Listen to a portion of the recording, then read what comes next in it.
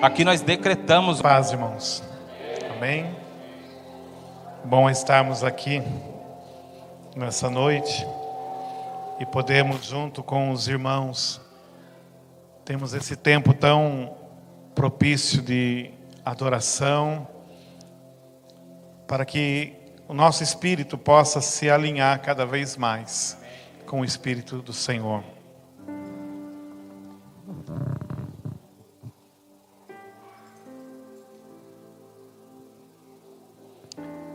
Como o irmão me apresentou, meu nome é Hugo, sou casado há 25 anos, caminhando para 26, e tenho 2 filhos, tenho uma filha de 25 anos, tenho um filho de 21 anos, graças a Deus os 2 servem ao Senhor, toda a minha casa, minha esposa também é pastora, sou pastor há 17 anos, fui batizado aqui em São José dos Campos. Fiz parte de um ministério por 21 anos. Dos 21 anos, os últimos 15 anos eu fui pastor nesse ministério, já na cidade de Caçapava. E aprove ao Senhor, no ano de 2015, falar comigo, com a minha esposa, que era tempo de nós sairmos. E nós então entramos em contato com a nossa liderança, compartilhamos, abrimos o nosso coração. Eles oraram por um tempo e nos liberaram. Entenderam que era realmente o tempo de nós partirmos. E quando nós partimos, nos perguntaram para onde vocês vão. Nós dissemos, o Senhor só falou que é para sair. Não falou para onde que é para ir. Então nós vamos esperar o Senhor falar. E aí nesse tempo, me falaram de um tal de Luiz Hermínio, que eu não conhecia. E aí por um ano eu segui o apóstolo Luiz Hermínio, até que fui a Itajaí. E nesse um ano, foi um ano de quebradeira, de desconstrução, de uma desconstrução profunda. E no mês de agosto de 2016, eu estive em Itajaí. E quando saímos de lá, depois de 3 dias, minha esposa perguntou para mim, falou, e aí? E eu falei, aí que é tudo de Deus aqui, né? Mas Deus não confirmou nada. E era o começo de agosto, no final de agosto, o Luiz Hermínio estaria no sonho de Deus. E então nós combinamos de nos encontrar lá, e assim aconteceu. No final do mês estive lá na conferência. E eu nunca tinha ido no sonho de Deus. E confesso que minha primeira visão assim foi bastante desconfortante, né? Pensa numa pessoa bastante religiosa, né? Com todas aquelas estruturas religiosas, né? Quando eu vi o apóstolo Cristiano de boné, calça rasgada, camisa amarrada na cintura, aquilo para mim foi muito forte. Eu disse para ele, já ele sabe disso, o apóstolo ele sabe disso, que a única pessoa que eu excomunguei até hoje foi ele. Aquele dia eu disse assim, meu Deus, quanta irreverência no altar, né? E ainda mascando chiclete ainda, meu Deus. E aí ele apresentou o livro, eu falei, Deus sabe todas as coisas, né? E aí fui então na primeira noite, mas quando eu saí de lá na primeira noite, o Espírito Santo fez algo assim, e eu falei para minha esposa, falei assim, eu senti hoje uma conexão. Não sei explicar, porque as coisas do Espírito a gente não sabe explicar, mas se você sabe explicar, não é do Espírito. Amém? E eu falei para ela, hoje eu senti que Deus fez uma conexão, mas como meu entendimento naquele momento era que eu estaria caminhando com o Luiz Hermínio. E aí então foi o segundo dia, no terceiro dia, no sábado pela manhã, encerrou. O Luiz Hermínio estava saindo, eu fui conversar com ele e eu falei assim, apóstolo, agora só, isso era outubro, falei, só em janeiro que a gente vai se encontrar novamente. A gente estava se programando para passar uns dias em janeiro lá. E ele colocou a mão no meu ombro e falou, Deus vai te surpreender. E aí eu pensei, acho que Deus vai mandar recurso, eu vou antes, né? Aí ele saiu. E tinha um outro pastor de Caçapava, que eu havia levado lá para a conferência, e ele falou assim, pastor, vamos lá dar um abraço no apóstolo Cristiano? Eu falei, não. E é tão difícil ver o Cristiano lá na frente sozinho, né? E ele estava meio sozinho. Ele falou, mas eu queria muito ir lá, mas estou com vergonha. Eu falei, então eu vou com você, para você não ficar com vergonha. E aí a gente se cumprimentou, conversou. Ele falou, vamos marcar um café, a gente mora tão perto, né? Caçapava, São José, Taubaté. Eu falei, amém, marcamos. E como eu estava buscando conhecer sobre paternidade, 5 ministérios, que era algo que Deus estava construindo em mim naquele 1 ano, sem ministério. Eu falei, vamos conversar, vocês têm algo que eu estou buscando. E aí conversamos na primeira semana, uma semana depois marcamos para outra semana, novamente, conversarmos aí, ele ia começar a nos mostrar alguma coisa. E naquela semana o Senhor me falou assim, eu te levei lá, para andar em paternidade com Ele. Isso já faz 2 anos. Amém? Aí então Deus me tomou meu ministério, me tirou da minha cidade. Depois de 42 anos morando em Caçapava, fazem 14 dias que eu moro em Taubaté. Amém? Dia 1º de janeiro desse ano fomos recebidos como ministro, mas ainda morando em Caçapava. Mas muitas coisas dentro de mim, ainda Deus sabe como lidar com a gente, irmãos. E quando eu escutava essa música que cantou aqui, meu lugar é aqui, e eu escutava lá em Taubaté, eu falava, não, mas meu lugar é em Caçapava. Falava para mim mesmo, irmãos. E muitos irmãos chegavam e falavam assim, quando é que vocês vão vir para cá? E eu falava assim para mim mesmo, por que eu tenho que vir? Já tem tanta gente bonita aqui, ungida, fazendo a obra de Deus, deixa eu ficar lá em Caçapava mesmo. Às vezes eu ficava até com raiva, mas não falava para ninguém. Falava, nossa, que povo fica me pressionando para vir, eu não quero vir. Até que uns 3 meses atrás, Deus me pegou assim, e Ele falou assim, você não vai salvar essa cidade, quem vai salvar essa cidade sou eu. E eu ponho e tiro quem eu quero. Já trouxe muitos pastores para a cidade, já os levei. Agora chegou a sua vez. Eu falei, amém, Senhor. Então, se agora o Senhor falou, eu estava trabalhando na prefeitura. Então, no meu pensamento, eu falei, nós vamos mudar. Meu filho já estava morando lá em Taubaté e trabalhando na Rica, né, no Sonho. E eu continuo trabalhando em Caçapava. 1 semana antes de mudar, Deus tomou meu emprego. Falou, você não vai voltar mais, você não vai ficar indo e voltando, você está indo para ficar lá em Taubaté. E assim nós estamos há 14 dias morando lá. A gente até brinca, né, assim que tem não vou falar, mas mesmo que eu não fale o nome, vocês vão saber, alguns falam, né, eu sou, né, e aí vocês sabem o que é o resto. A gente fala assim que quando nós nos encontramos no Aljava, a gente tinha isso, aquilo outro, Deus tomou tudo, e eu sou Aljava, né? É o contrário, no nosso caso Deus não está dando, Ele está tirando, porque esse é um tempo de nós entendermos como nos movimentarmos no mundo do Espírito, irmãos. A religião nos moldou, e nós não conseguimos perceber o nível de manipulação no qual nós vivemos. Quando em Romanos 1:25 fala, trocou a verdade de Deus por mentira, a gente não tem noção do quanto nós ainda temos de níveis de manipulação na nossa mente, coisas que nos prendem. Até mesmo a Bíblia, irmãos, ensinada sem a unção do Espírito Santo, é um instrumento de manipulação. E quando a mentira entra dentro de nós, ela produz uma estrutura.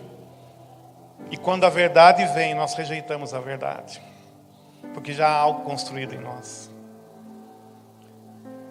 A esposa de um pastor em Caçapava, depois que eu preguei na igreja deles, ela falou assim, pastor, eu achei tão interessante essa palavra desconstrução. Eu falei assim, ela não é nada interessante.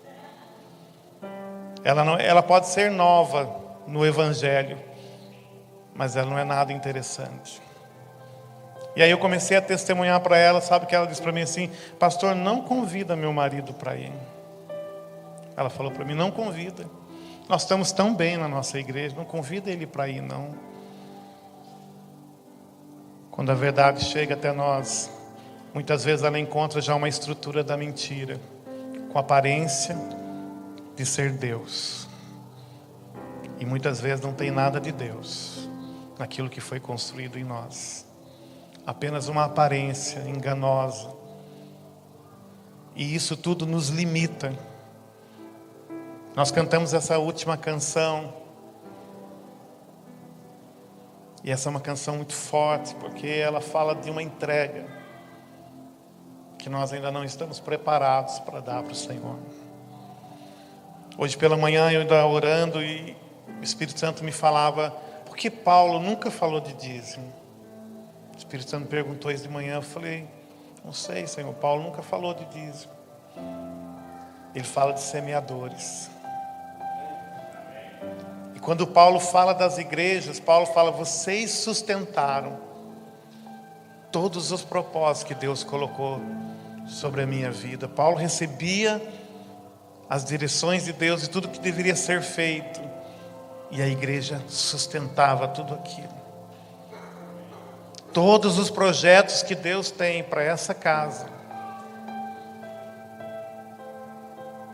serão sustentados por vocês. Deus através de vocês. E eu vou dizer para vocês, 10% é a parte mais rasa. Se a gente se vangloria porque dá o dízimo, irmãos, não estamos fazendo nada. Porque se eu entrego algo que não é meu, eu não fiz nada. E se eu não entrego, então pior ainda, né? Porque se eu entrego uma coisa, eu entrego para o irmão algo e falo, guarda para mim, depois você me devolve. E aí ele me devolve, que mérito ele tem? Ele simplesmente guardou o que já era meu e me devolveu. E a igreja de Cristo tem vivido disso. E é por isso que nós estamos ainda tão atrasados para fazer tudo aquilo que Deus espera de nós. Deus não está atrasado. Nós não podemos adiantar o projeto de Deus, mas nós podemos atrasar.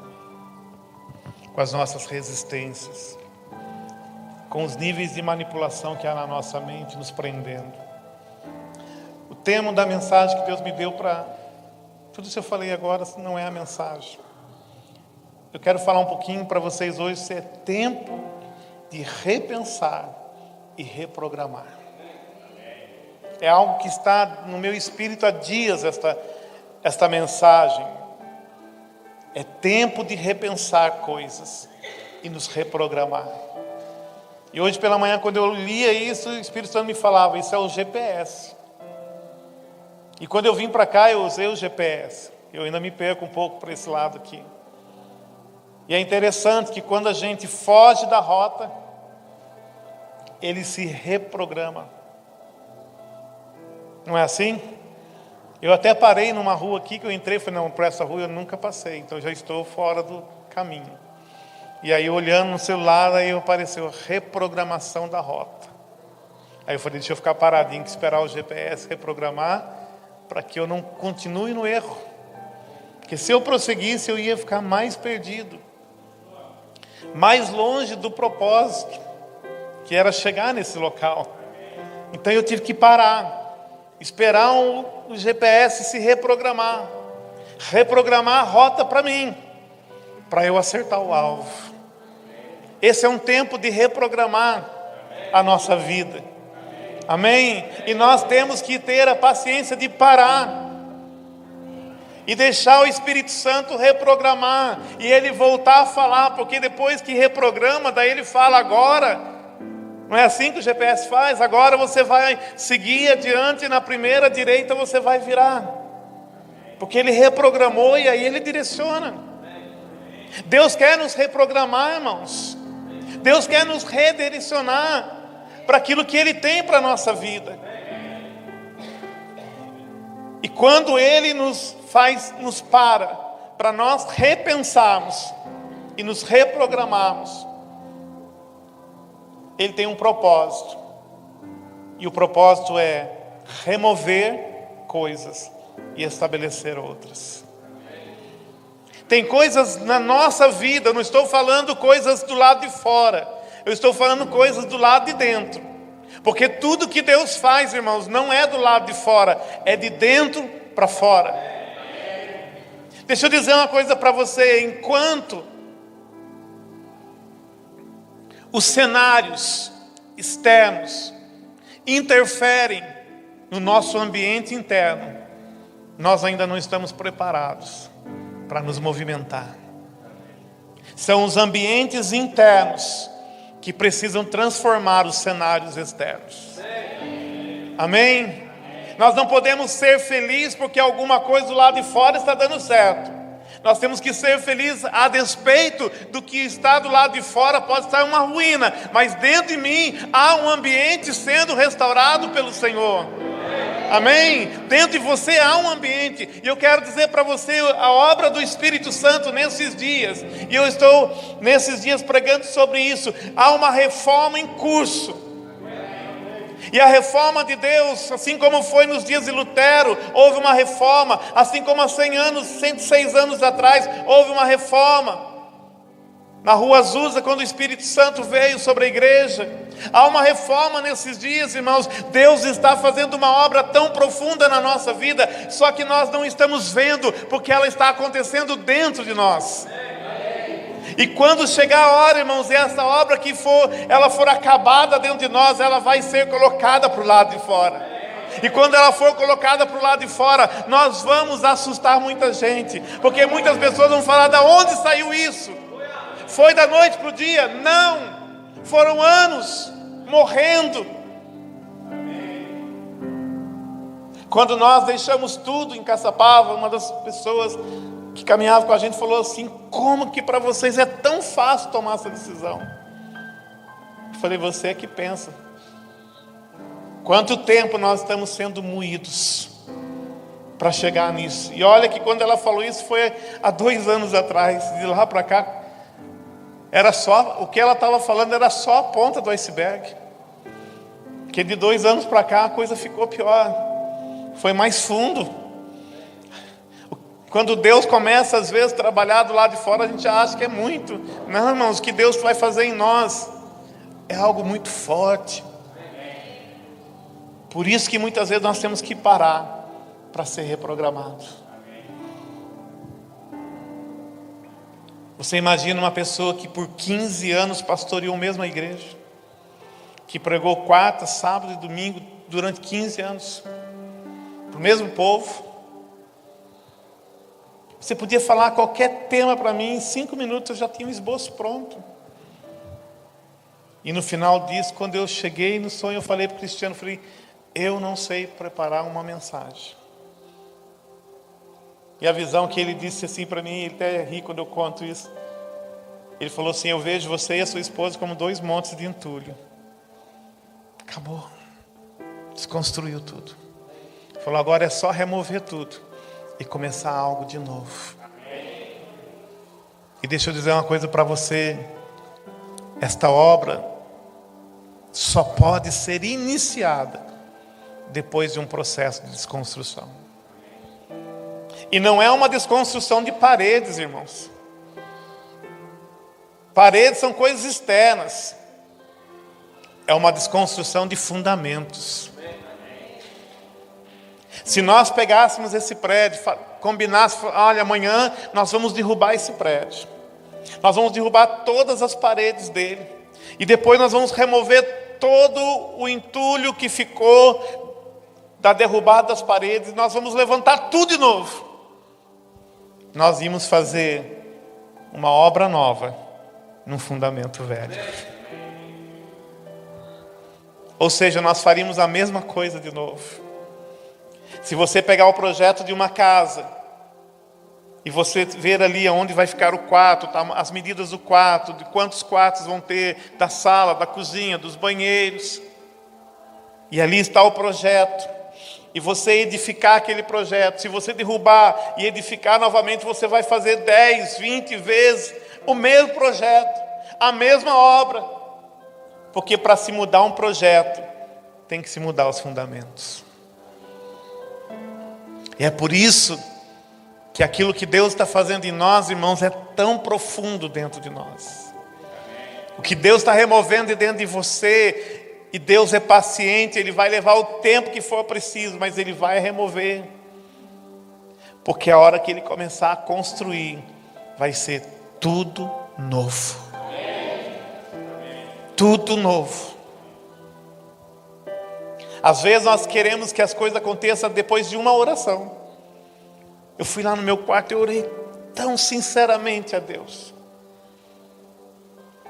E aí eu já acho que está tudo construído. Tá não. Deus ainda vai trabalhar.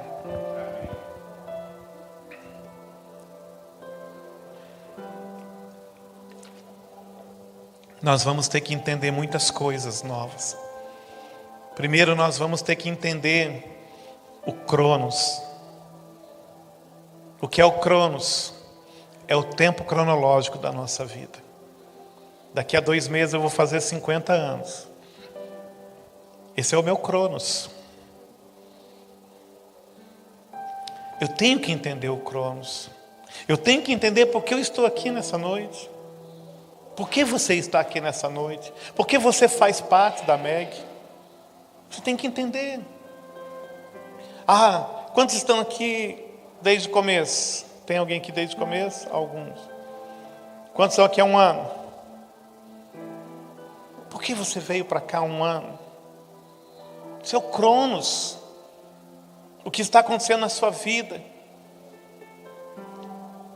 Por que eu tenho que entender o Cronos? Porque depois que eu entender o Cronos, Deus vai me fazer entender a eternidade.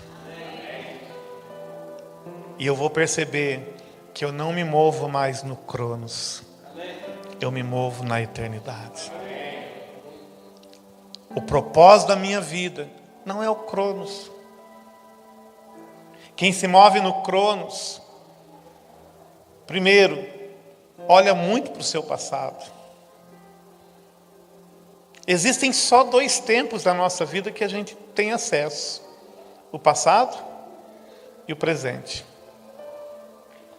Não é verdade? E quando a gente vive de passado, a gente não avança.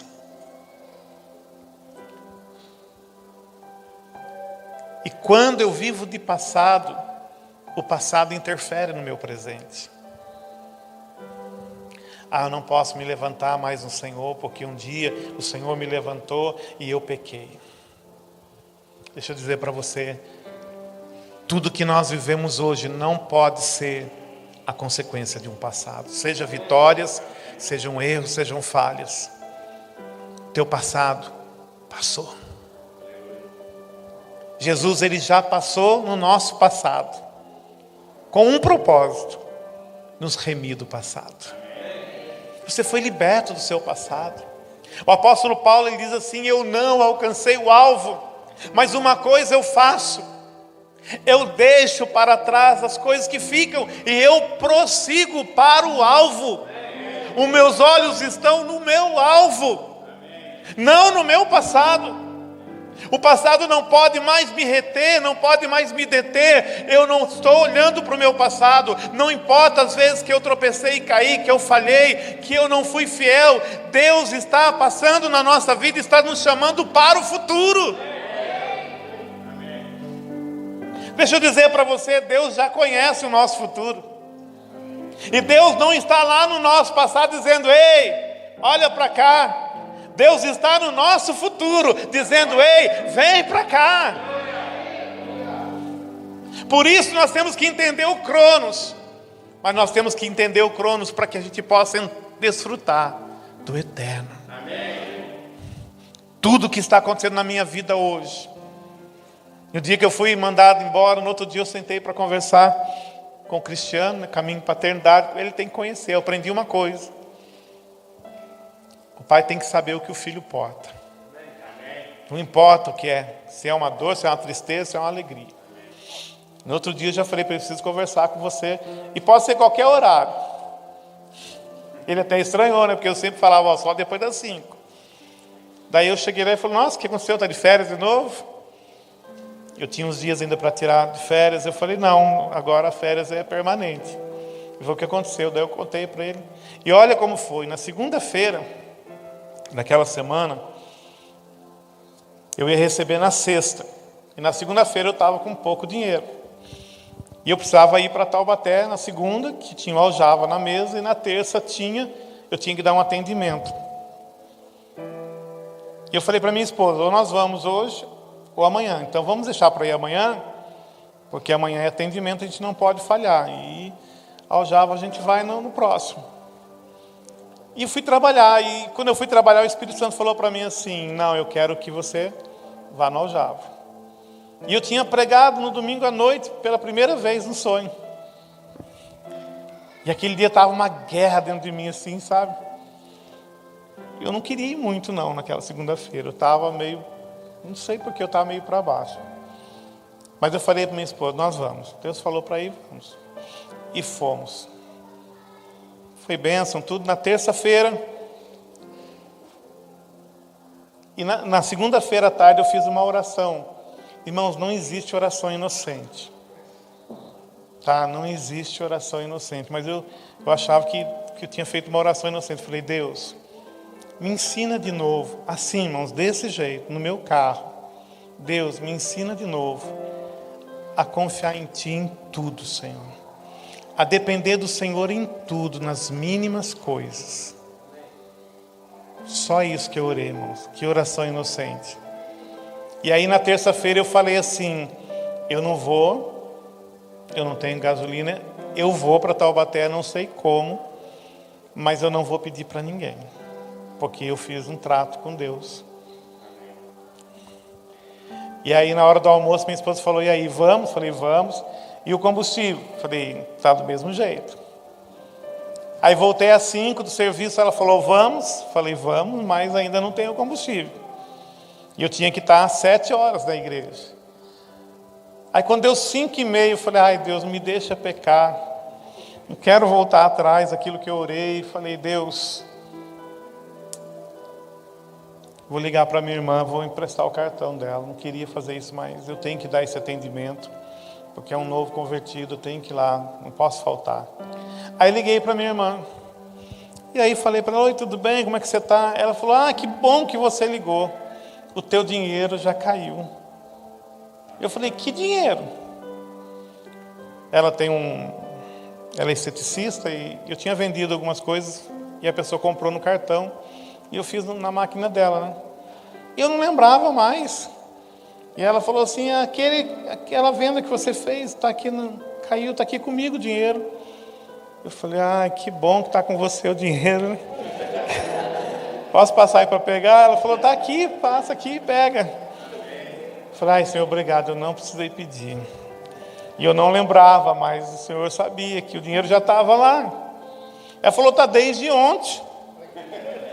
E eu fiquei pensando, desde ontem eu aqui me martirizando, sofrendo aqui, fazendo prova da minha fé. Falei, Deus, o Senhor está brincando comigo, né? O Senhor não falou ontem para mim, nem se canse, já está lá o dinheiro, né? Mas Ele deixou eu passar, né? Às vezes eu falo para Deus, Deus, só o Senhor mesmo para fazer assim. E aí foi então nessa semana. Aí fomos para lá na terça, na quinta-feira eu sou mandado embora. Eu falei, Deus, o Senhor está levando muito a sério as nossas conversas, né? Eu quero depender de tudo, mas eu queria um pouquinho mais de tempo, né? De prazo, né? E não deu prazo, não. Mas amém. Viver o governo de Deus, irmãos, é o projeto de Deus para a nossa vida. Diga assim, não existe o meu propósito. Existe o propósito eterno de Deus, no qual eu fui inserido. Diga para a pessoa que está ao seu lado, diga, não existe o teu propósito. Diga, existe o propósito eterno de Deus, no qual você foi inserido. Amém? Vamos acabar com esse negócio, o meu propósito. Não tem mais meu propósito. Amém? Não tem mais. Qual é o propósito da Meg? Não tem mais. Amém? Tem o propósito eterno de Deus, o qual vocês foram inseridos, do qual nós fomos inseridos. Amém? E Deus está nos revelando esse propósito. E Deus está nos fazendo andar por esse propósito. E o grande propósito de Deus para nós, irmãos, é manifestar Cristo. O apóstolo Hélio costuma dizer assim: chamado pode ter muitos, mas propósito só tem um. E ele define o propósito dessa forma: o meu propósito é manifestar o Cristo ressuscitado. Diga: o meu propósito é manifestar o Cristo ressuscitado. Amém? Esse é o propósito. Agora, se você tem uma unção pastoral, apostólica, evangelística, não importa. Mas o propósito da igreja é manifestar a Cristo. Mas para eu manifestar a Cristo, primeiro eu tenho que viver a Cristo. Amém? E esse viver a Cristo, irmãos, é o que exatamente está acontecendo. É essa construção que a gente não entende, que a gente não sabe. O ano passado o apóstolo Cristiano, ele pregou uma mensagem, e ele, numa parte da mensagem, ele falou assim: você já foi no shopping, quando eles estão restaurando alguma loja no shopping? O que acontece? Eles fecham tudo com tapume.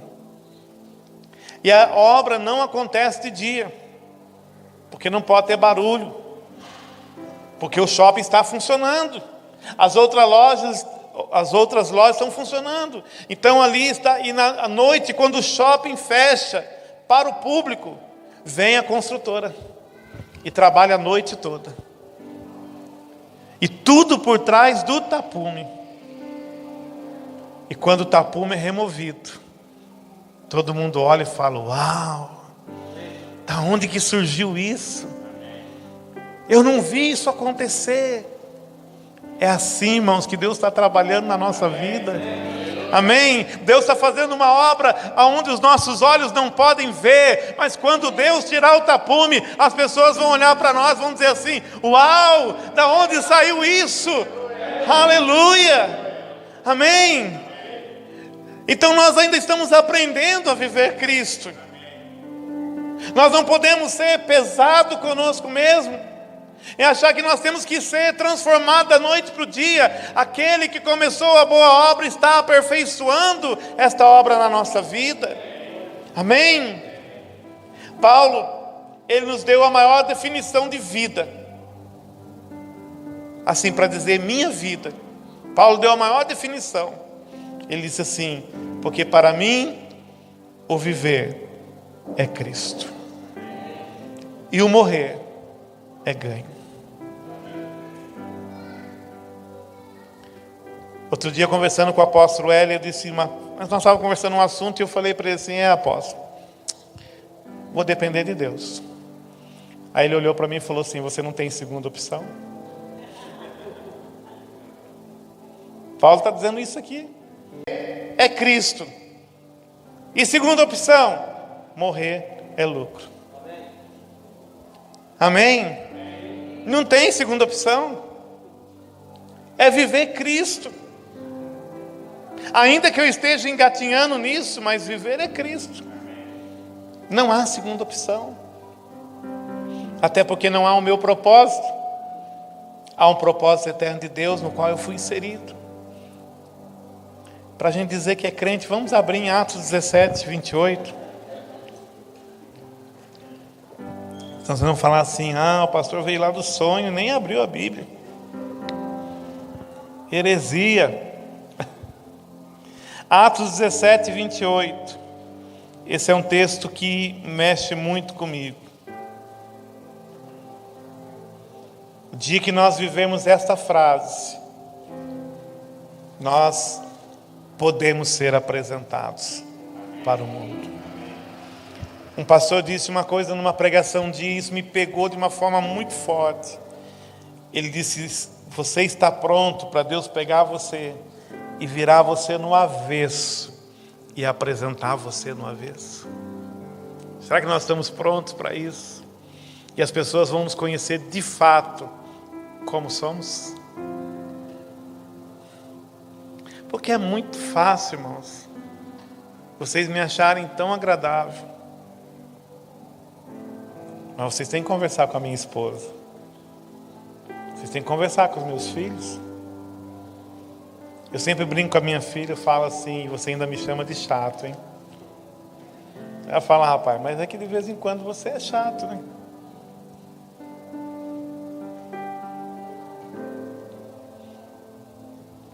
Vai chegar o dia que Deus vai fazer isso, irmãos. Ele vai nos virar de dentro para fora.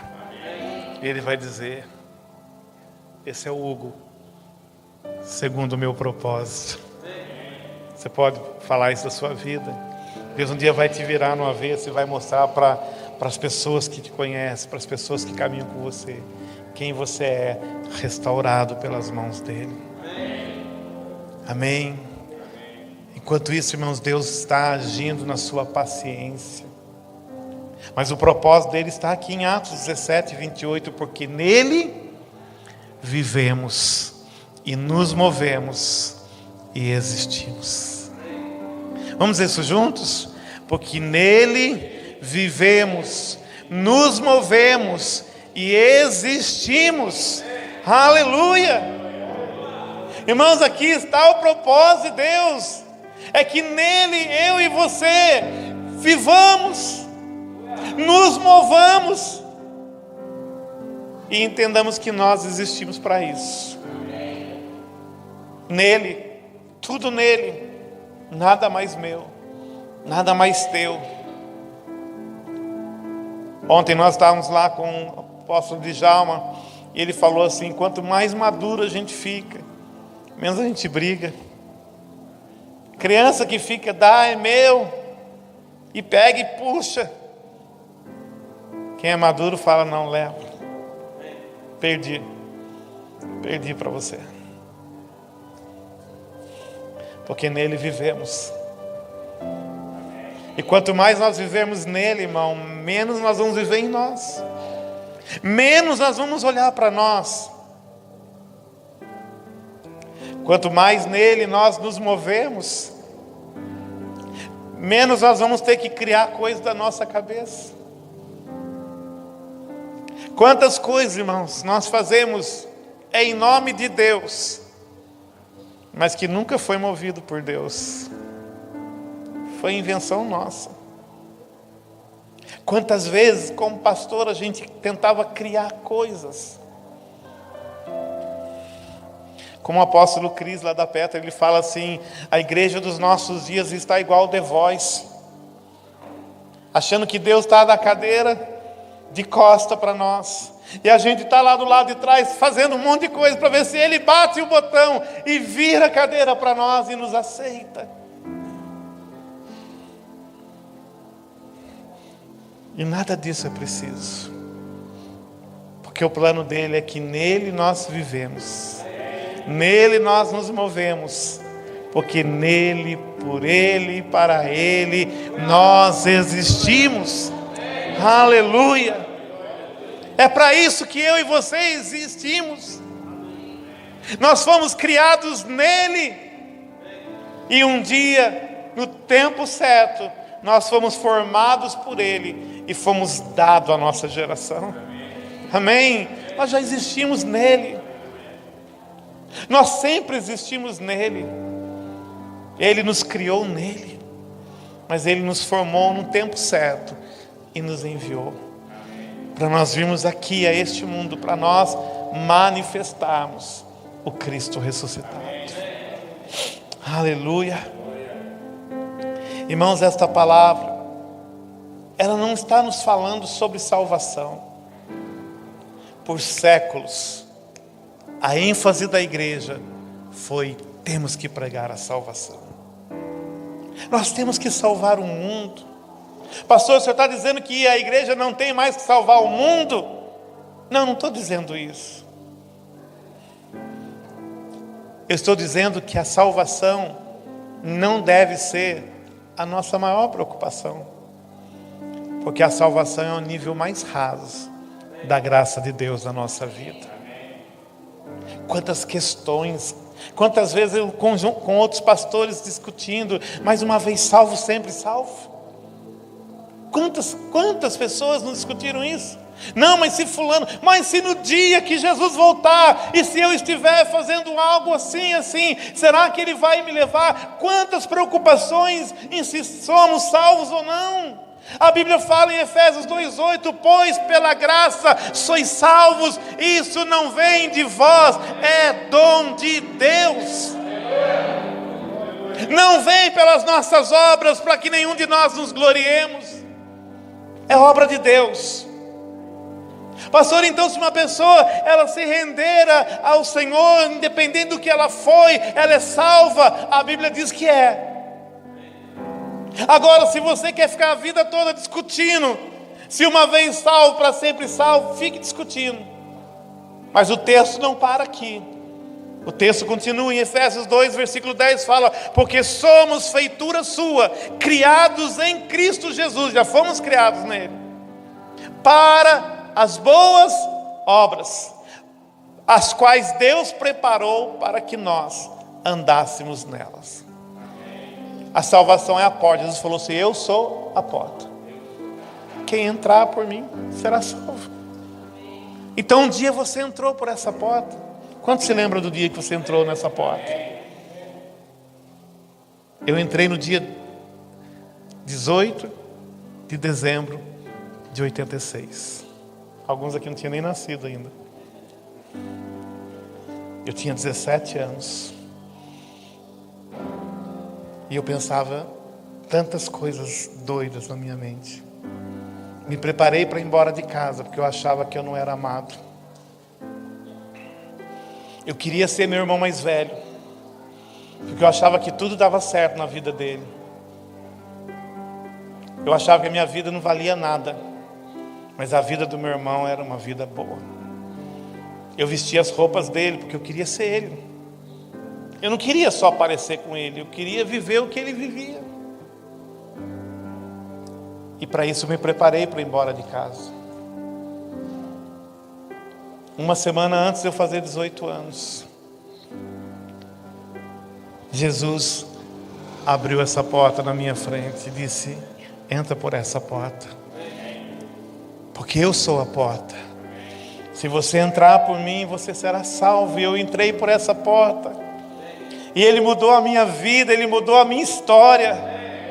Ele transformou a vida daquele rapaz que uma semana depois fez 18 anos e não foi embora de casa. E não fez aquelas loucuras que estava pensando em fazer. Porque eu comecei a viver em novidade de vida. Eu comecei a conhecer uma vida que eu não tinha. Uma história começou a ser escrita nele. E eu estou aqui hoje, 30 e poucos anos depois. 32 anos depois, para dizer para vocês as verdades de Deus.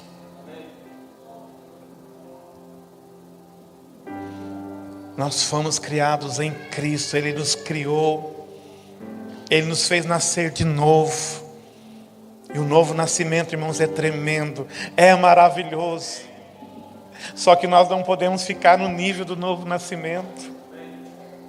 Tem muita gente que 10 anos depois da conversão, o testemunho que tem para dar: olha, mas quando eu me converti, amém, irmão, mas e depois que você converteu? E nesses anos, o que Deus fez na sua vida?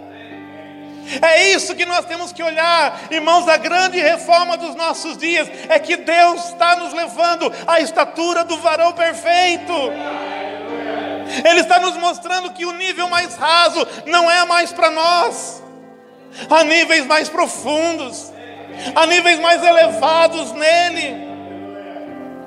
O grande desafio hoje, irmão, não é levar alguém a Cristo. O grande desafio é levar esta pessoa a deixar de ser um menino, sendo levado pelo sabor das ondas, para que ele se torne um homem em Deus, para que ela se torne uma mulher em Deus.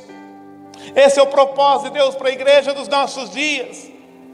Essa é a grande reforma que Deus está fazendo nos nossos dias, levantando um povo que está entendendo que há algo mais em Deus para a sua vida. Muitas pessoas achavam que era só ser salvo e ir todo domingo para a igreja e ficar esperando Jesus voltar. Nós cremos que as promessas de Deus vão se cumprir todas. Mas nós cremos que Deus está fazendo uma grande obra aqui na terra, no meio da igreja. E a nossa preocupação hoje não é quando Jesus vai voltar.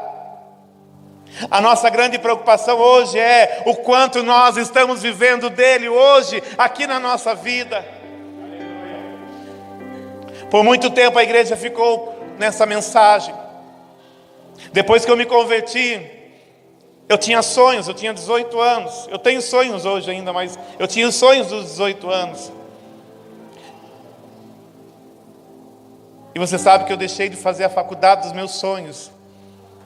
Porque depois que eu passei pela porta, a mensagem que era mais forte naqueles dias: Jesus está voltando.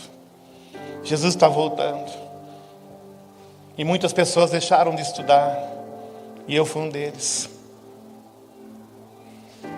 Por que vai estudar? Jesus está voltando. E 32 anos se passaram. A minha juventude passou, o meu tempo para aquela faculdade passou. Não estou falando isso com remorso, não, irmãos. Estou falando isso porque tem jovens aqui que tem que dar o seu melhor para Deus hoje. Eu não preciso ficar preocupado quando Jesus vai voltar, porque eu já porto Cristo na minha vida. Você porta Cristo na sua vida. E isso é mais importante. Porque se Ele vai voltar hoje, amanhã ou daqui 100 anos, não importa.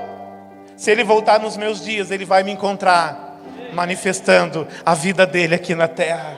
É isso que Ele espera de nós. É isso que Ele está querendo formar em nós.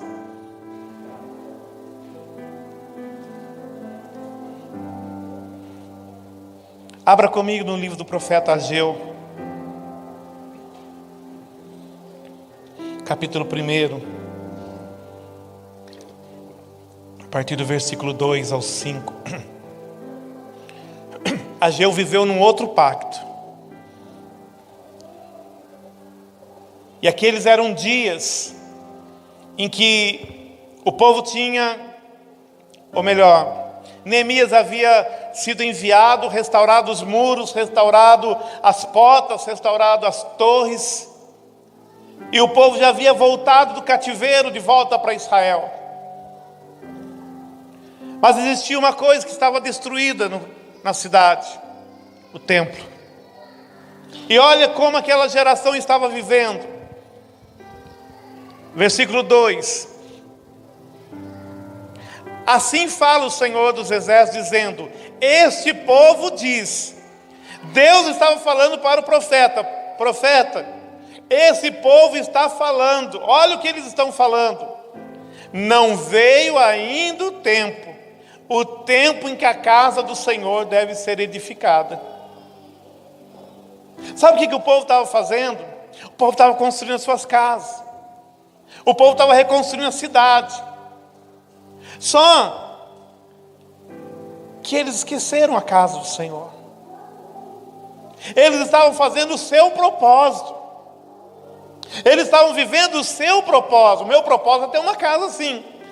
Não é assim que a gente pensa? Ah, eu quero comprar uma casa, ou eu quero construir uma casa, eu quero assim, eu quero com tantos quartos, eu quero com esse acabamento, eu quero com esse piso, eu quero assim. Não é assim? Quando a gente é mais novo, a gente fala: eu quero um sobrado. Quando a gente fica mais velho, fala: não quero mais sobrado. Porque a pior coisa é morar num sobrado. Principalmente a hora que você sobe para deitar e esqueceu algo lá embaixo na cozinha. Aí você fala assim: não tem jeito de assobiar, não vai vir. Vou ter que descer de novo a escada para voltar para o quarto depois, vou ter que subir de novo. Naquele dia que você está moído, você fala: por que eu moro num sobrado? Por que não tem um bendito de um elevador nesse sobrado? Não é verdade? Agora quando você é jovem, não. Né? Você sobe a escada até correndo. Aí depois com o tempo você vai agarrado no corrimão. Eu sei que é isso. Com o joelho estralando. E o povo dizendo assim: não é o tempo. Irmãos, Deus se moveu no céu. Chamou o profeta para dizer: olha, vai lá e fala para esse povo. Olha o que ele mandou falar. Veio, pois, a palavra do Senhor por intermédio do profeta Ageu, dizendo: porventura É para vós tempo de habitardes nas vossas casas forradas, enquanto esta casa fica deserta? Ora, pois, assim diz o Senhor dos Exércitos: reconsiderai os vossos caminhos. Deus estava falando para eles de uma coisa física, tangível, palpável. Mas essa palavra se encaixa na realidade dos nossos dias. É tempo de buscarmos o meu propósito, o teu propósito, quando há um propósito eterno, irmãos. Sabe que eu vejo nesses dias, irmãos, e eu tenho falado isso para cada pessoa que eu aconselho. Eu vejo nesse dia Deus está pinçando pessoas. Você foi pinçado e foi trazido para o propósito. Vocês que estão aqui hoje foram pinçados. Irmãos, Deus não saiu lá fora e falou assim: eu vou pegar tudo. Ele está pinçando. E se você está aqui, é porque Deus está dizendo: esta é a tua hora. Aquilo que eu quero fazer, você está no meu propósito. Irmãos, numa obra existem etapas. Tem uma etapa que é a fundação. Então contrata-se mão de obra especializada para a fundação. Aí começam então a levantar as paredes, aí contrata mão de obra. E aí depende do tipo de construção que vai ser feita, se vai ser de alvenaria, se vai ser de ferro. Tem que contratar a mão de obra especializada. Irmãos, nós somos aqueles que Deus chamou para essa hora. Deus está olhando para mim e para você e está falando assim: eu sei que você pode em mim fazer aquilo que eu quero fazer na terra. Não olhe para você, olhe para Ele, porque nele vivemos, nele nos movemos e nele existimos. Não é porque Deus está olhando para você e está falando assim: você é o cara, você é a última bolacha do pacote. Não. Mas Ele está dizendo para mim e para você: eu sei que eu posso colocar em você, e através de você eu posso frutificar isso na terra.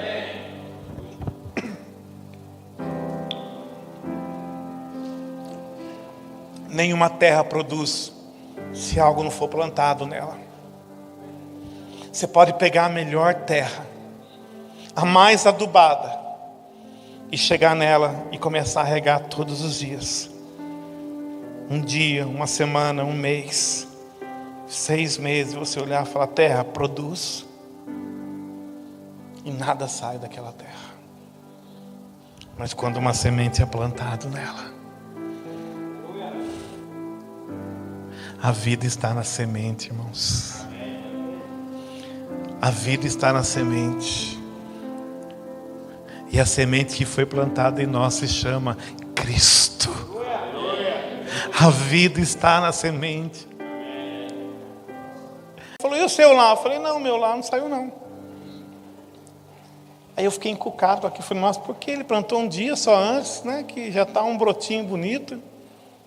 Aí eu fui lá, no outro dia eu cheguei na fábrica, fui lá, cavei no lugar. Falei: deixa eu ver o que aconteceu com a semente, se ela morreu. Não, eu plantei o contrário, mas estava nascendo para baixo. Eu não sabia que tinha lado. Aí, uma hora ela ia sair para cima, mas ela ia fazer um caminho todo. Aí eu virei a semente, cobri de novo, aí nasceu. Eu falei: oh, porque a vida está na semente. Nós somos apenas a terra, irmão. Nós fazemos parte daquele 25% que Jesus contou na parábola, sabe? Aquele terreno bom que produz 30, 60 e 100 por 1. Nós fazemos parte dessa terra. Nós não somos mais aquela terra pisada que se transformou num caminho. Nós não somos mais aquela terra cheia de pedras. Nós não somos mais aquela terra cheia de espinho. Nós somos uma terra hoje, você pode produzir 30, mas amanhã você vai produzir 60, mas um dia nós vamos produzir 100 por 1 para o Senhor. Porque a semente que está em nós, irmãos, ela está carregada de vida, e essa vida é Cristo em nós. Aleluia! É essa vida que Deus espera de nós. Irmãos, a única coisa que Deus espera encontrar em nós é Cristo. Mais nada. Mais nada. Deus vai te usar do jeito que você é. Deus vai te levantar na unção que Ele tem para a sua vida, do jeito que você é, com as suas características. Sabe, nunca pense em ser alguém que Deus não te chamou para ser. Seja você. A melhor coisa que tem para você é você ser você. Amém? Porque Deus pode te usar. Deus pode usar. Irmãos, eu sou um dos improváveis. Eu sou um dos improváveis. E Deus tem me usado. No dia que eu entendi que eu devia ser eu mesmo, Deus começou a se manifestar na minha vida. Deus, Ele olha para nós e Ele sabe o que Ele está plantando dentro de cada um de nós. E se você planta laranja, você não vai procurar banana naquele lugar. Se Deus está plantando Cristo em nós, irmãos, Ele sabe o que Ele vai achar. E se a semente estiver virada ao contrário, Ele vai mudar o lado da semente, mas a semente vai produzir. Vai produzir. Mas nós temos que considerar o nosso caminho, reprogramar a nossa rota, deixar Deus ser Deus na nossa vida. Esse é o tempo, irmãos, de deixarmos edificar o eu. A irmã até falou isso aqui. Sabe uma das coisas que mais atrapalha o agir de Deus na nossa vida? Uma coisinha chamada eu. Você sabe que a única pessoa que você pode levar para a cruz é você mesmo? Às vezes a gente quer levar outro para a cruz, não é verdade? Tem gente que fala assim, minha cruz é o meu marido, minha cruz é a minha esposa. Não vou falar da sogra. Até porque a minha sogra, eu cuidei dela como mãe, até o dia da morte dela. Então não tive problema com sogra.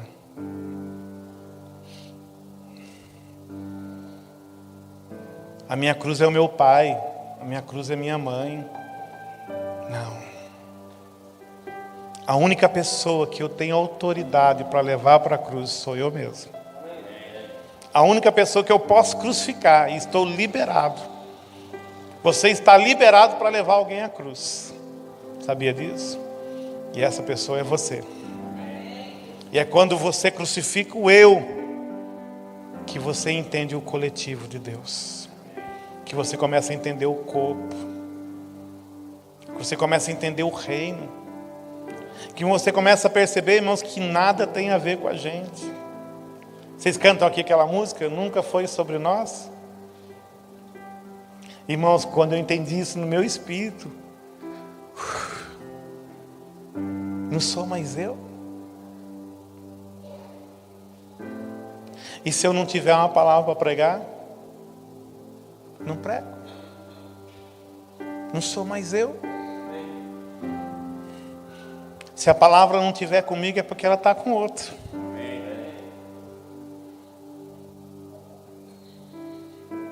Porque não tem nada a ver comigo. Não tem nada a ver com você. Tudo tem a ver com Ele. Tudo está fundamentado nele. Então, irmãos, quanto mais eu morro, mais eu vivo nele. Quanto mais eu sigo o caminho da cruz e crucifico o meu eu. E eu entendi uma coisa, irmãos, para mim tem funcionado. Muitas pessoas, quando a gente começa a falar de morte, de cruz, fica assim, esse evangelho está ficando chato, né? Está ficando pesado, né? Uma pessoa perguntou para mim, o que é cruz? É de madeira? Carregar a cruz? Não, ninguém vai para Aparecida carregando uma cruz, não. A cruz, irmãos, é um lugar em Cristo, onde eu morro um pouco mais a cada dia. Quando eu descubro o meu eu querendo assumir, eu pego ele e falo, vou te levar para um lugar. A cruz. E eu crucifico. E eu pego aquela minha vontade, aquele meu querer, aquele meu achismo, aquilo que compete com o coletivo.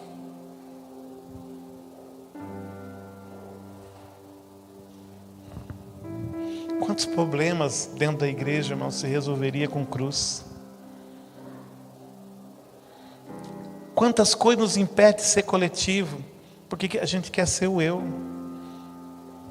Não cantou a música que eu pedi. Não tocou no tom que eu sei cantar.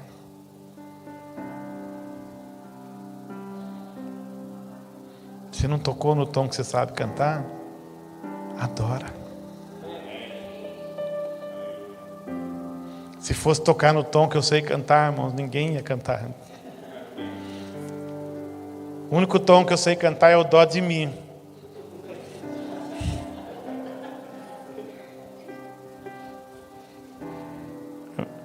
Meus filhos falavam isso quando eu era pastor da igreja. A gente faz de tudo, né? A gente cruza, cabeceia e defende no gol, né? Ajudava até a cantar e achava que cantava.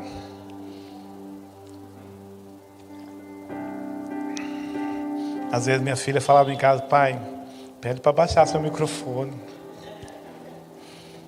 Porque agora que eu estou melhorando.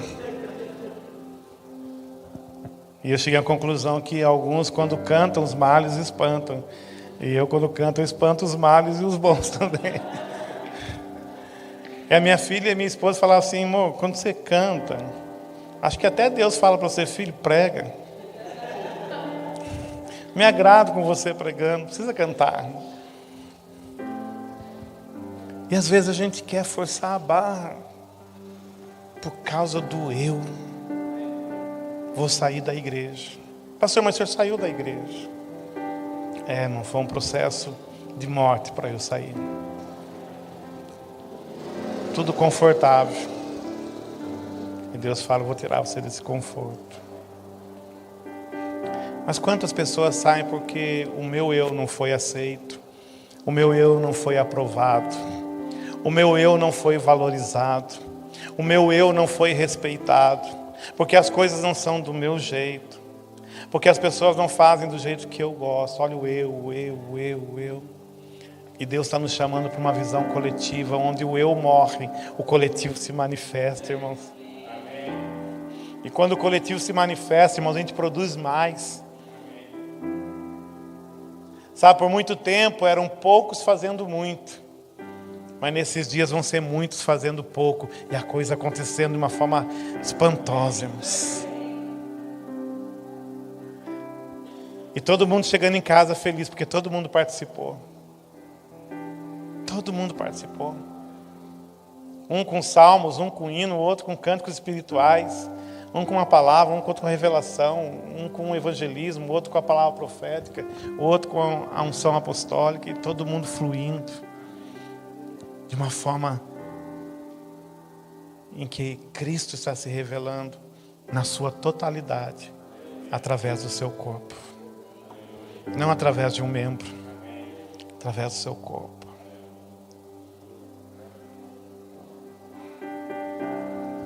É tempo de deixarmos o eu e edificarmos o corpo. Homens coletivos que se darão por inteiro no altar, que viverão a cada dia para edificar o reino, não mais uma igreja local ou uma denominação. Irmãos, o que Deus está construindo aqui não vai ficar aqui. Vocês acham que Deus vai fazer tanto investimento aqui para que a MEG seja a igreja melhor de São José dos Campos? Ou para que o corpo de Cristo em São José dos Campos seja impactado através daquilo que Ele está edificando através de vocês? Deus vai começar a derrubar, vai chegar a hora, irmãos, Deus vai começar a derrubar as paredes, vai começar a construir pontes. As paredes de separação vão cair, irmãos. E as pontes vão ser construídas com o material das paredes que foram derrubadas.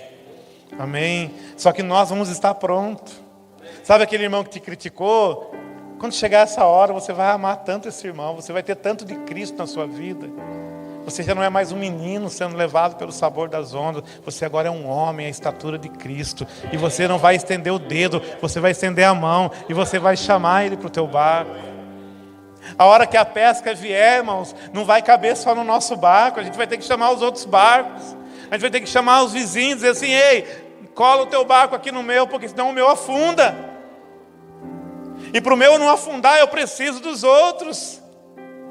Olha, irmãos, que arrogância da nossa parte, quando o eu domina. Quando Pedro começou a ver aquele peixe que não acabava mais, irmãos, a Bíblia fala que o barco já estava afundando. Teve que os outros pescadores virem do lado. Primeiro, para não perder a pesca, porque senão a pesca cessa, irmãos. O azeite não cessou quando acabou os odres?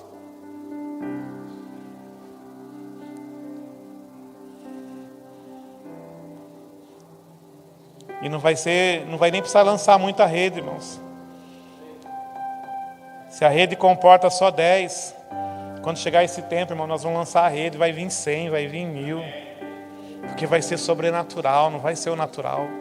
Não vai ser aquilo que eu posso fazer com o meu braço, mas é aquilo que o Senhor pode fazer através de nós. Amém, irmãos? Eu quero terminar com 2 palavras. Prometo para vocês que termino. Apocalipse 12, 11.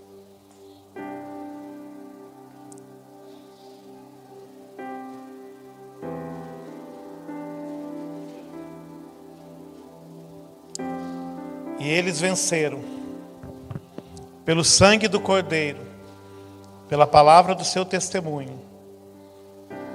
Mas eu quero usar essa frase agora. E porque não amaram as suas vidas até a morte. O que Deus está construindo em nós, irmãos, o que menos vai importar é quem somos. Dar o nosso tudo. Sabe, por muito tempo, irmãos, a igreja, por muito tempo nós demos pouco para Deus. E aí, de repente, alguns começaram a entender e começaram a dar muito.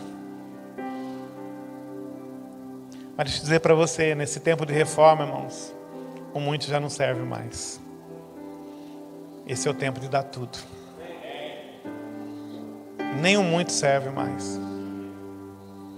Quando a gente entender isso no Espírito, irmãos, vai ser uma revolução a igreja de Cristo.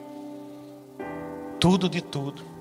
Sabe, uma pessoa, um estudioso, ele fez uma pesquisa, um estudo profundo sobre a palavra tudo. E sabe que ele descobriu que a palavra tudo significa?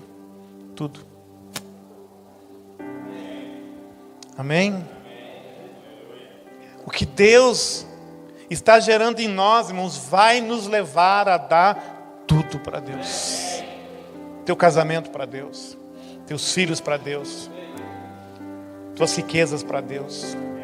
A hora que nós entendemos isso, irmãos, Deus vai nos dar muita riqueza, porque essa riqueza não é para nós. Eu vi uma chargezinha, até a gente que é do Vale é feio falar algumas palavras, né? Charge, olha, a gente puxa tanto R, né?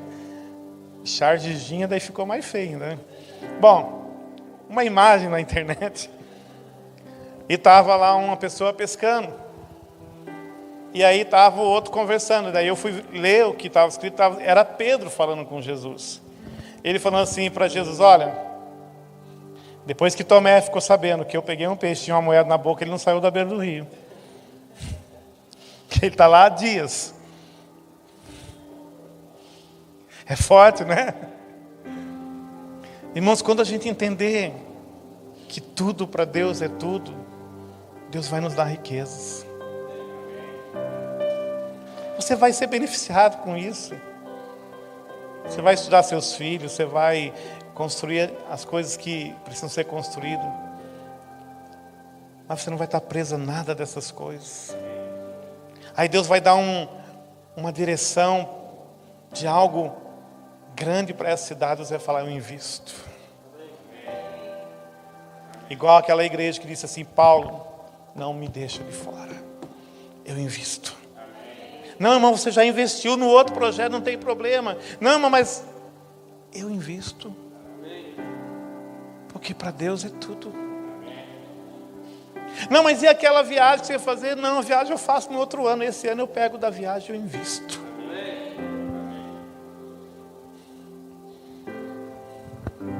Ah, pastor, quando eu chegar nesse nível, eu vou fazer assim também. Mas quem não é fiel no pouco, Deus não pode confiar muito.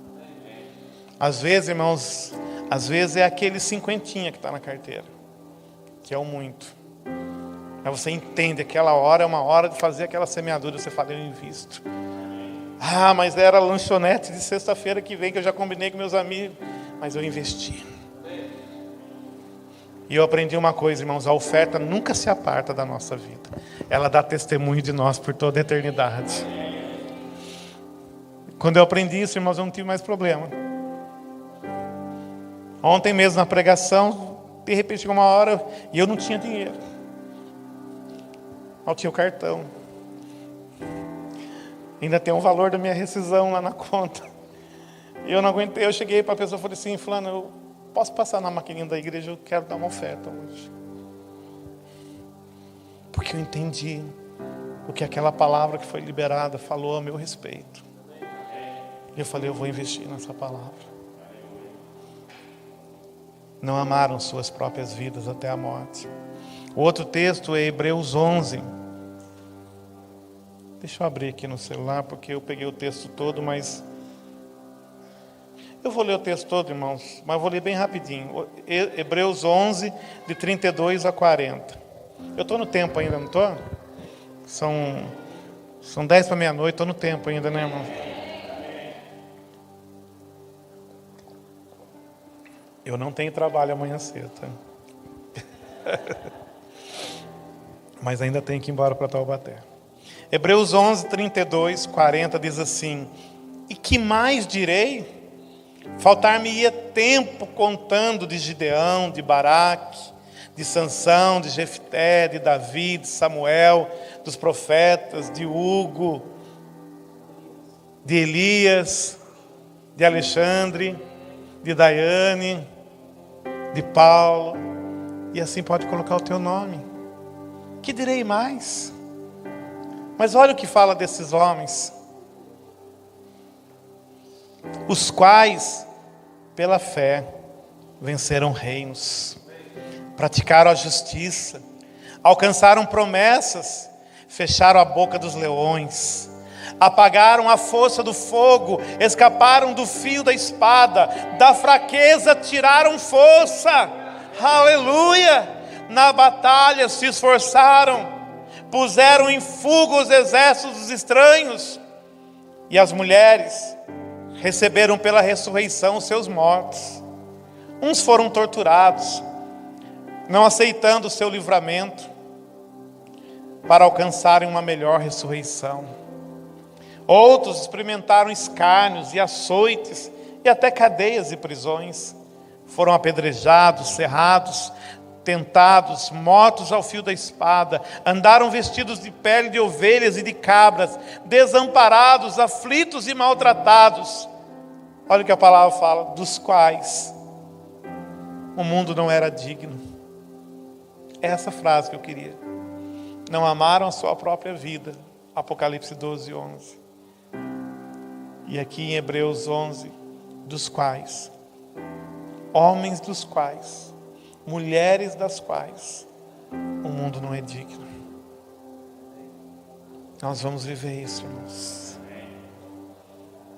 Homens de fibra, mulheres de fibra, que não amaram a sua própria vida, que não colocaram seus propósitos à frente dos propósitos do Senhor, que entenderam que é muito mais do que ir no culto de domingo, irmãos. É muito mais, irmãos, o que Deus tem para nós. Isso aqui é aperitivo. A vida mesmo é amanhã cedo. É lá no teu trabalho, de você poder levar Cristo para aquele lugar onde você trabalha.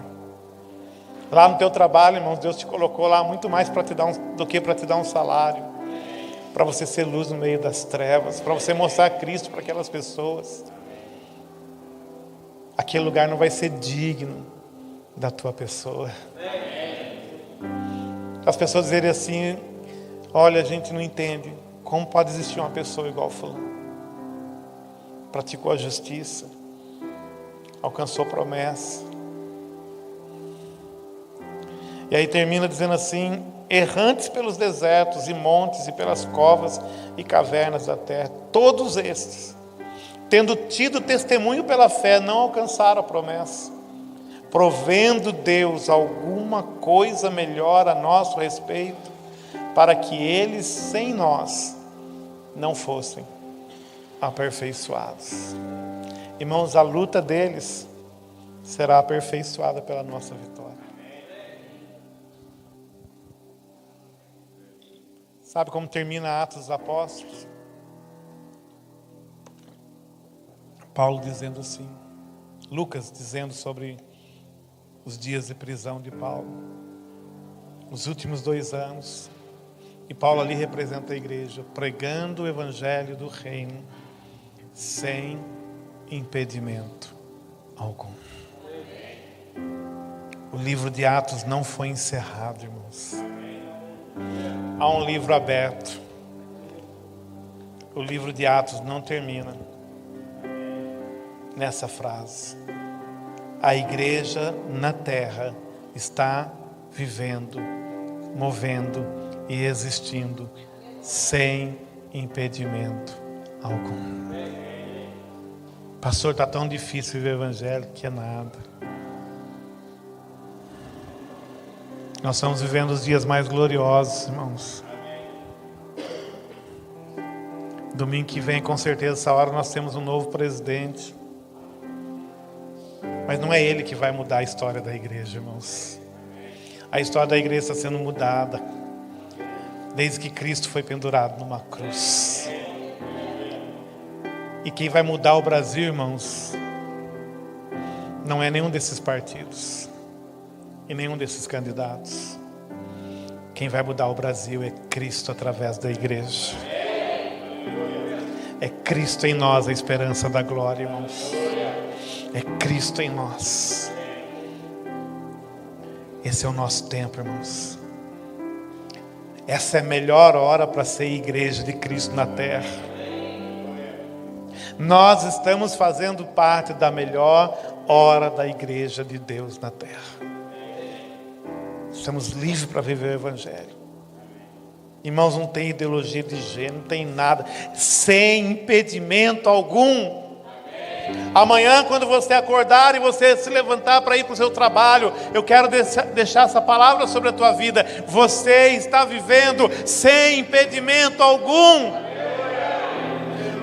A igreja Mega em São José está vivendo sem impedimento algum. Nada nem ninguém pode parar o projeto de Deus.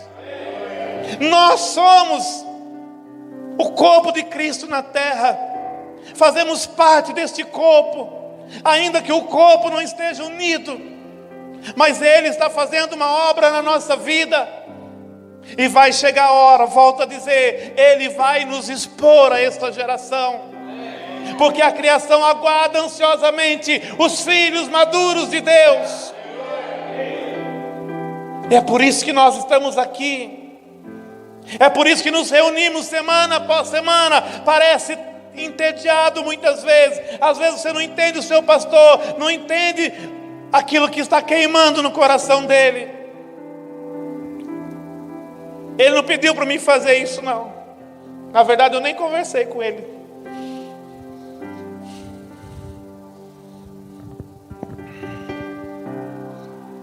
Mas eu quero dizer para vocês, e eu quero fechar com isso: vocês estão vivendo o melhor tempo de Deus para a sua vida, nessa cidade, na sua família, no seu trabalho, nas suas finanças. Deus está trabalhando. É tempo de reprogramar, sim. Deus está nos reprogramando. Deus está reprogramando a rota de muitos de nós, irmãos, porque Ele vai nos levar para um lugar que nós não sabemos chegar, mas Ele já está lá e Ele está nos chamando para lá.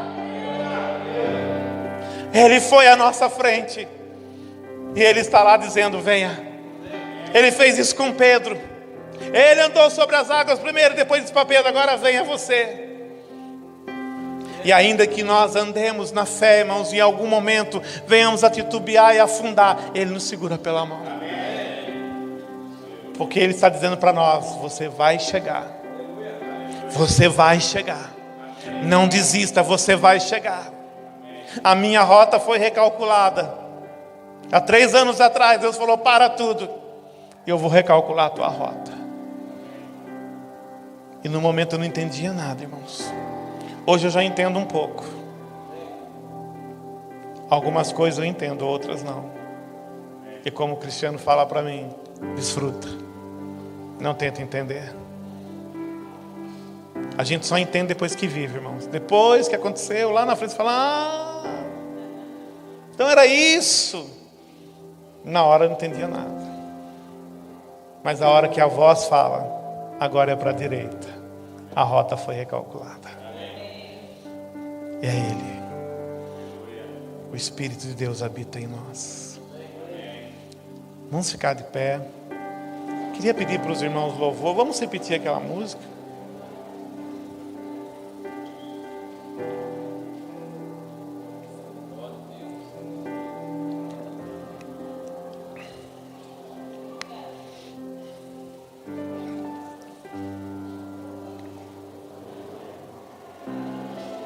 Feche os seus olhos nesta hora.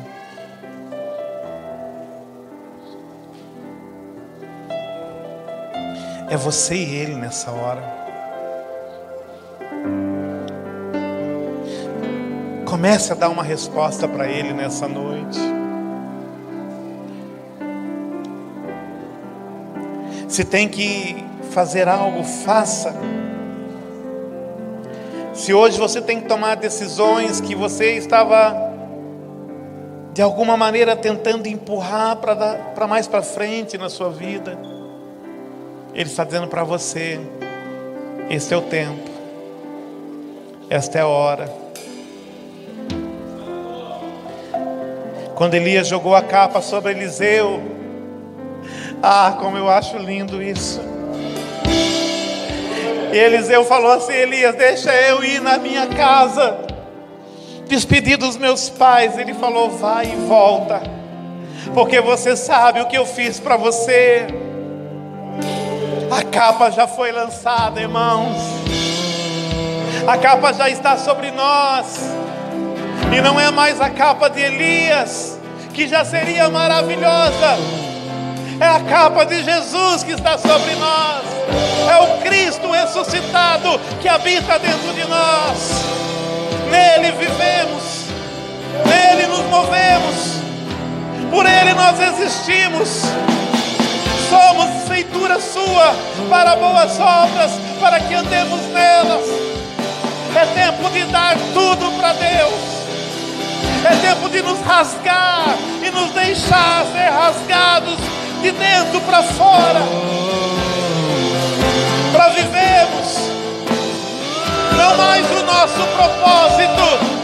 Nada foi sobre nós, Deus, sobre o que podemos fazer. É tudo sobre você, tudo para você, Jesus. Não, nunca foi sobre nós, nem sobre o que podemos fazer. É tudo sobre você, tudo para você, Jesus. E porque dele, por meio dele, são todas as coisas.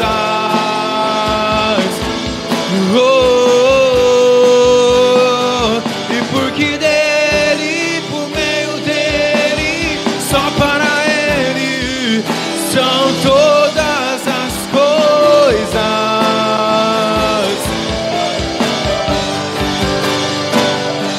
Eu descobri que sem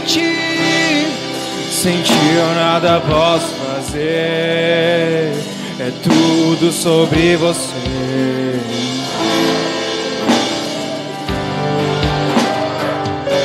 Eu descobri que sem ti eu nada posso eu fazer. nada posso fazer. É tudo sobre você, tudo para você. Não, nunca foi sobre nós, Nunca foi sobre mim, nem nem sobre sobre o que você. podemos fazer. Tudo tem a ver com Tudo Ele. sobre você. Tudo tem a ver com Cristo. Ele é o Alfa. Ele é o ômega. Ele é o começo. E Ele é o fim. E entre o começo e o fim estão os processos de Deus na nossa vida. Entre o Alfa e o ômega estão os processos dele na sua vida para formar Cristo em você. Tudo para você, Jesus. Obrigado, Senhor. Obrigado, Senhor. Quem sou eu? O que eu tenho para te oferecer? É verdade, tudo Deus. Sobre você, tudo para você, Jesus.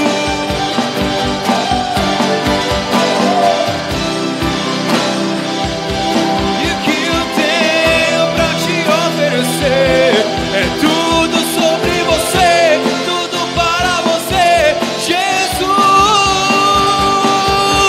E porque dele, por meio dele, para ele são todas as coisas. Oh, Senhor. Oh, todas as coisas. E porque dele, por meio dele, para ele são todas as coisas.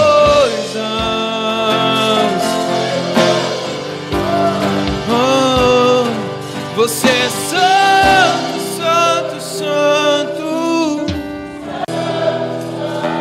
É tudo sobre você.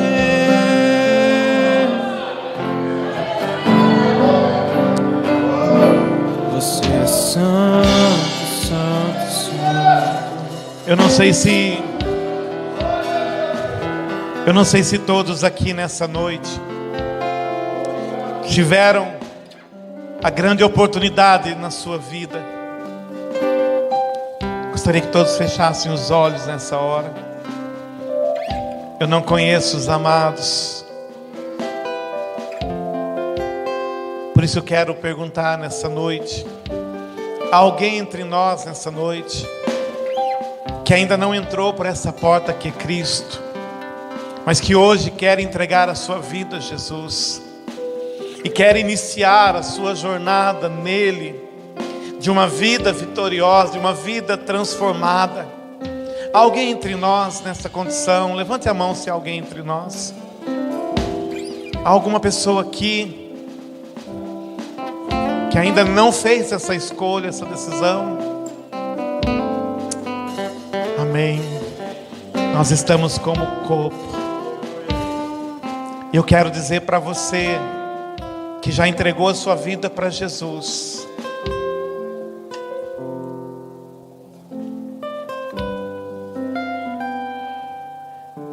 muitas pessoas um dia entregaram seu coração para Jesus, mas eu quero dizer para você nessa noite: não basta mais entregar o coração. Esse é o tempo de entregar tudo. Deixa eu dizer uma coisa para você, mesmo que você não entenda. Deus terá toda a paciência para levar você pelos processos. Ele é o Alfa, Ele é o Ômega, começo e o fim. E entre o começo e o fim estão os processos dele. Ele terá toda a paciência para te levar pelos processos. Mas Ele só pode começar os processos se você se entregar inteiramente a Ele. Então nessa noite, levante a sua mão e faça espontaneamente. Eu não vou induzir você a uma oração. Ainda que você tenha já entregado o teu melhor para Deus, Ele está dizendo que neste tempo o melhor já não é mais suficiente. Esse é o tempo de entregar tudo. E se você, mesmo não entendendo, disser: Senhor, hoje eu quero entregar o meu tudo, Ele vai te conduzir pelos processos. Ele vai ter a paciência Hoje eu entendo um pouco mais desse tudo, mas eu sei que ainda não cheguei no alvo. Mas eu entreguei a Ele e disse: Senhor, eu entrego tudo. Ainda que isso me custe tudo, eu entrego ao Senhor. Se você está decidido a fazer isso, faça espontaneamente hoje. E diga para Ele: Senhor, eu entrego tudo ao Senhor. O meu tudo. Os dias que eu tenho para viver na terra, Senhor. Tudo que eu sou e vier a ser. Tudo que eu tenho e vier a ter, Senhor, são teus. Eu já entrego ao Senhor. E ainda que eu não saiba como fazer isso no dia a dia, eu me abro, eu me disponho, Senhor, a ser conduzido pelo Senhor aos processos que o Senhor precisar fazer na minha vida, para que eu chegue lá, para que eu alcance esse lugar, para que eu chegue a essa estatura, Senhor, para que eu chegue a essa estatura em Cristo, Senhor, de ser varão perfeito. Aleluia, aleluia.